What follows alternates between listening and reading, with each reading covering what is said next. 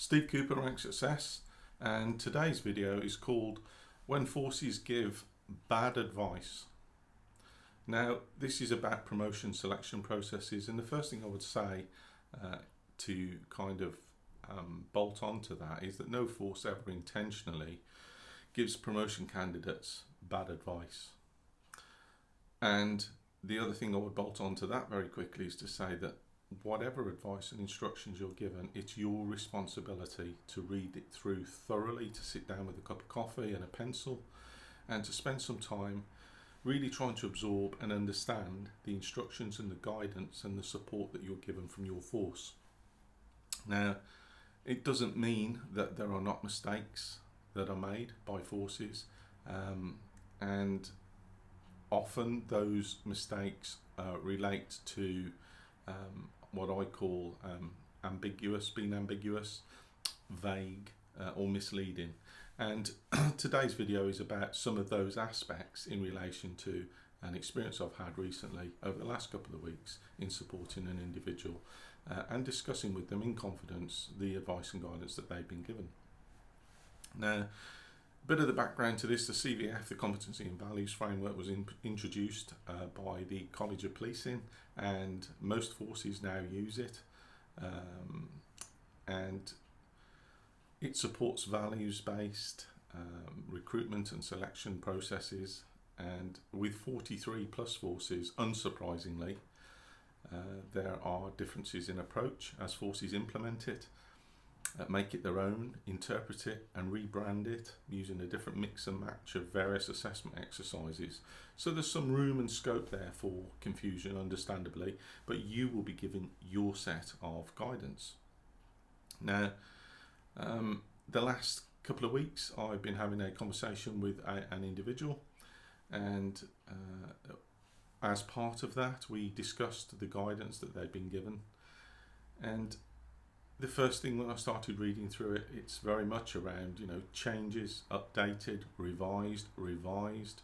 So what I mean by that is changes to the assessment centre structure, updated assessment exercises, revised assessment criteria, a revised approach to interviews. Well, that's unsurprising because some forces are doing away with them, as I've alluded to in previous videos, but that's the background. And then also the forces after that, and here are some preparation tips. So what I'm going to do first and foremost is to just have a quick look. I'm not going to name the force because it doesn't matter, it happens across different forces.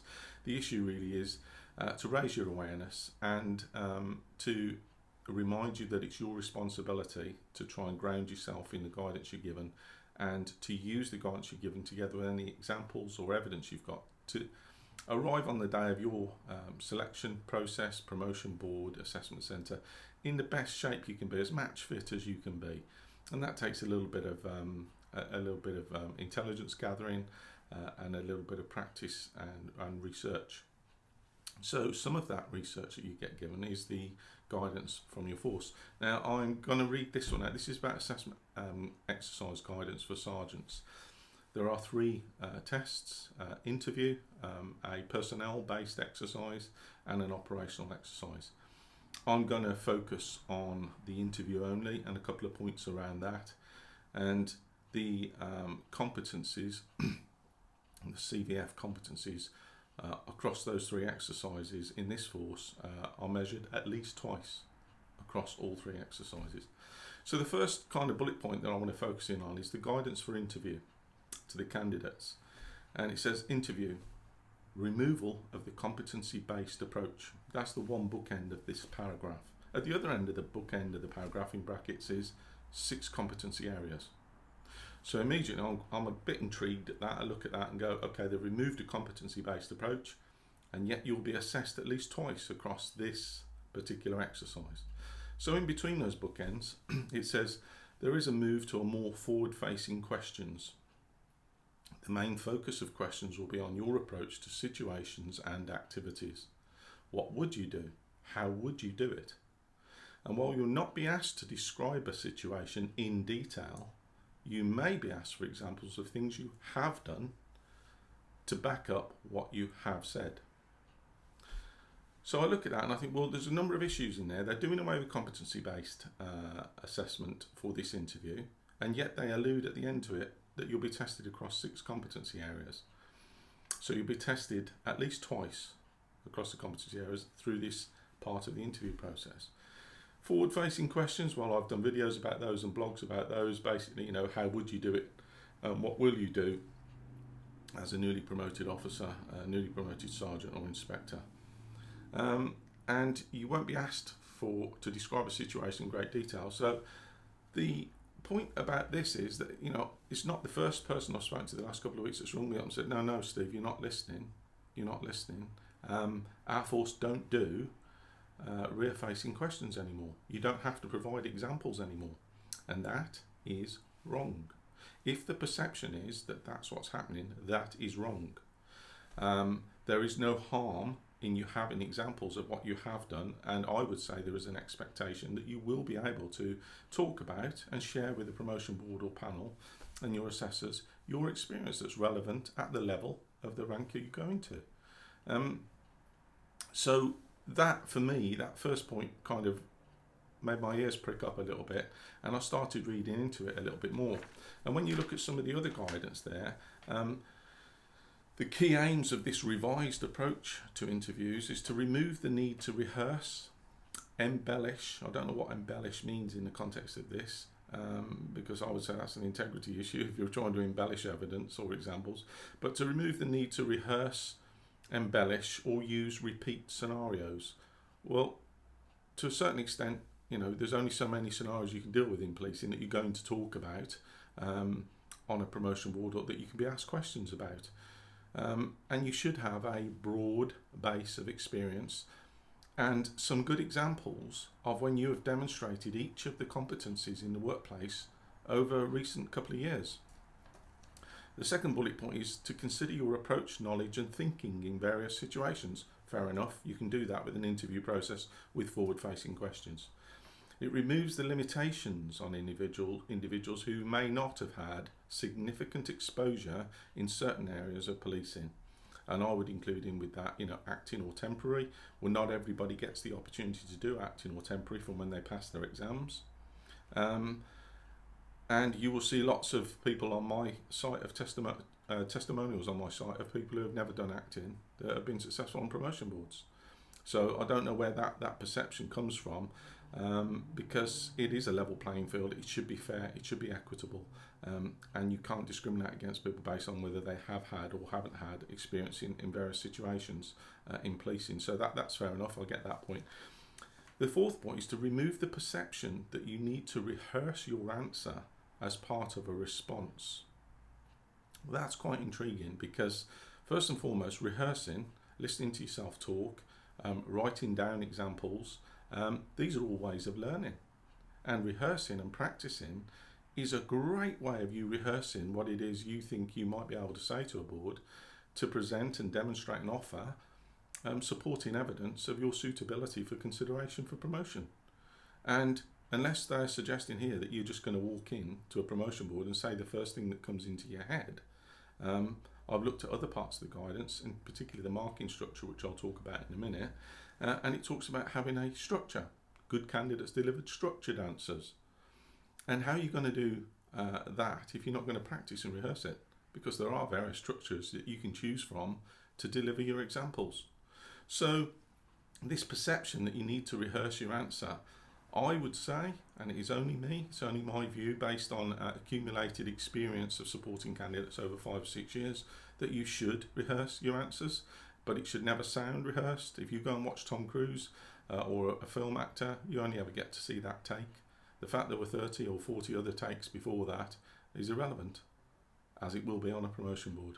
But if you get the chance to practice and rehearse, there are a number of benefits to that. You learn, you hear yourself talking out loud, you can record yourself, you can make those fine tunes and adjustments so that you sound like a supervisor, even though inside you might have a lower level of confidence at that time. So it builds your confidence, it raises your awareness, particularly about how you're coming across. So I've got an issue with that, really, if that's the guidance that's being offered to people. When you have an example that has been rehearsed, there's nothing worse for a promotion board when they come in and say, if they ask you a forward-facing question, how will you do something? And then you give them an example of when you have done something. trying to shoehorn a rear-facing example into a forward-facing question is probably a bit annoying for a board. So the technique really is to respond to the question, give an answer, but include an example. Now, why is this important? It's important because when you look in this context, on this example that I'm talking about, in this force, with this guidance, if you go to the marking criteria, which I did, so how are you going to be marked, and how does this align to or link to the guidance that you're given? And when I look at the marking criteria, there's 4 areas of marking. Number 1, the candidate did not give an appropriate response, or the candidate gave a response which was unclear, unstructured, or did not meet the required level. That's a fail. Number 2, the candidate gave a response which lacked detail and or structure, or was below the required level, or the candidate demonstrated some clear development needs that would require improvement in the new role. It's not until you get to number 3, which is where I would suggest you're aiming for if you want to be getting marks to pass, 3s and 4s if that's the scale. The candidate gave a detailed response and an example that met the level and quality expected of the role. So what this is saying is, if you don't give an example, you're going to score a 2, possibly a 1. Well, that set a real alarm bell ringing with me when I looked at this, and then try and compare and contrast it with the initial guidance, the general guidance that's given in the same document. So number 3, the candidate gave a detailed response, and I would suggest it should be a structured response as well, that met the level and quality expected of the role of sergeant in this case.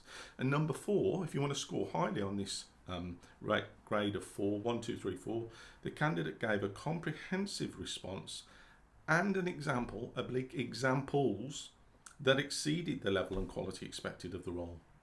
So unsurprisingly, I suggested to this individual that whatever the guidance said to them, that they should always include, bolt on and include and refer to an example as any part of a response to any question forward facing on that board. Otherwise, they're not going to score a 3 or a 4. And then we can start working around how those examples look and sound and feel like to the individual, so that they can develop and build the confidence that enables them to give their best. So just to recap on that, number 3, 1 example, detailed and aligned to the role. Okay, an example. Okay. Number 4, at least 1 example, detailed, that exceeds the rank or the role. So it's very useful to read through the guidance that you're given. It's your job to do that, nobody else's job to do that. And forces never give advice that is, I suppose, at best ambiguous, at worst misleading to candidates, but they have to deliver for the organisation around being less resource intensive, allowing more flexible delivery for promotion processes and selection processes, meeting operational needs. You're not going to run a 5-week set of promotion boards if you can do it in 3 or 2, possibly. So different ways of testing people. Meeting operational need, effectiveness and efficiency. So there are reasons for this, and there are reasons why there might be gaps appearing in guidance. So just to recap on that, you may receive ambiguous or misleading advice. It's not deliberate. It is there with the intention to support you. It's your responsibility to read through any instructions that are provided thoroughly. As a promotion candidate, you are a guinea pig. You are being tested. Your force will test different and new processes and changing assessment criteria. The other point I would make is there is nothing wrong with you practicing or rehearsing your evidence out loud and recording it. It's a recognised way of learning. It also builds your confidence and raises your awareness of how you communicate. Any tweaks to promotion selection processes do not remove your responsibility to immerse yourself in a depth and breadth of preparation, the likes of which you've never done before, to ensure that you can turn up knowing the process, knowing your evidence and your examples, and you're prepared to have what's effectively a meaningful conversation with the promotion panel to give evidence and support the case for you being promoted. Now, if you need support with your preparation, you can download a digital toolkit straight away from Rank Success and crack on and hit the road running. And for more tips and guidance for free, there are free guides, there are blogs that I share on my site and on Police Hour, and you can subscribe to this channel, this YouTube channel, and or you could subscribe and follow me on social media, which is Facebook Rank Success or Twitter at rank_success. I will be back with another video around promotion tips and guidance and support. And until then, Christmas is coming in the next couple of weeks. I wish you all a safe, happy and peaceful Christmas with your families. Take care, and I will speak to you soon.